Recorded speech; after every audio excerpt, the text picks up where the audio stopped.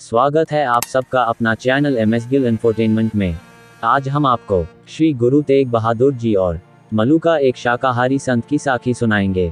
यात्रा करते हुए गुरु जी कारा मानकपुर पहुंचे। वहां एक संत मलुका रहते थे। जब उसे गुरु जी के आगमन के बारे में पता चला तो उसे बहुत खुशी हुई। उन्होंने तुरंत गुरु के शिविर में जाकर दर्शन करने का निश्चय किया। लेकिन रास्ते में उन्होंने कुछ सिखों को अपने घोड़े की पीठ पर शिकार किए हुए हिरणों को ले जाते देखा। जब संत मलुका ने ये देखा तो उन्होंने गुरु जी के पास जाने का विचार त्याग दिया। उन्हें गुरु जी की आध्यात्मिकता और पवित्रता पर संदेह था। उन्होंने लौटने का मन बना लिया क्योंकि वह पूर्णतया शाकाहारी थे। उन्हें वे लोग नापसंद थे जो मांस खाते थे। वह ये देखकर आश्चर्यचकित रह गया कि गुरु शिकार अभियान पर जा रहे थे और गरीब जानवरों को मार रहे थे। वह वापस लौटा और बहुत उदास हो गया। शाम को हमेशा की तरह उन्हें शाकाहारी भोजन परोसा गया। वह सबसे पहले मूर्ति को प्रसाद चढ़ाने के बाद ही भोजन करता था।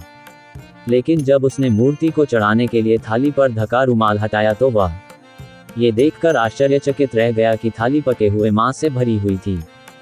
उसने मांस को अपने घर के बाहर खेतों में फेंक दिया और अपने नौकर से उसकी उपस्थिति में शाकाहारी भोजन तैयार करने को कहा। सेवक ने फिर भोजन तैयार किया और कपड़े से ढककर संत मलुका को सौंप दिया। संत मलुका ने फिर से भोजन की थाली मूर्ति के सामने रखी और उसकी स्वीकृति के लिए प्रार्थना की। फिर उसने फिर से कपड़ा हटाया और उसे आश्चर्य हुआ जब उसने फिर से मांस से भरी थाली देखी। आखिरकार उन्हें एहसास हुआ कि यह सब गुरु की आध्यात्मिक शक्ति द्वारा किया गया था। उन्होंने महसूस किया कि मांस और सब्जियों में कोई अंतर नहीं है। ये सभी खाने योग्य चीजें ईश्वर द्वारा बनाई गई थीं।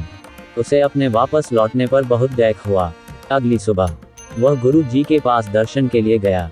उन्होंने बड़ी श्रद्धा से गुरु को श्रद्धांजलि अर्पित की। गुरु जी ने उसे अपने पास बैठने को कहा। गुरु जी के पास बैठकर संत मलुका ने ये दोहा पढ़ा। मनहूस मलुका ने मालिक को नहीं पहचाना, इबादत बाकी के लिए नियत है, भगवान ने मुझ पर गर्व किया। गुरु जी ने उसके दोहे को बड़े ध्यान से सुना और उत्तर दिया। सुन मलुका भक्त भगवान, रंग में मत रहो। भक्ति अन्य के लिए नियत है, उनकी कृपा आपको दी गई है। गुरु जी का यह उत्तर सुनकर संत मलुका को बहुत प्रसन्नता हुई। उन्होंने गुरु जी से अपने मठ का दौरा करने का अनुरोध किया। गुरु सहमत हो गए और 5 दिनों तक उनके साथ रहे। संत मलुका ने गुरु जी से उन्हें लकड़ी के जूते और कुछ हस्तलिखित ग्रंथ देने का अनुरोध किया। गुरु जी ने उसे प्रदान किए और उसने स्नेहपूर्वक ग्रहण किए।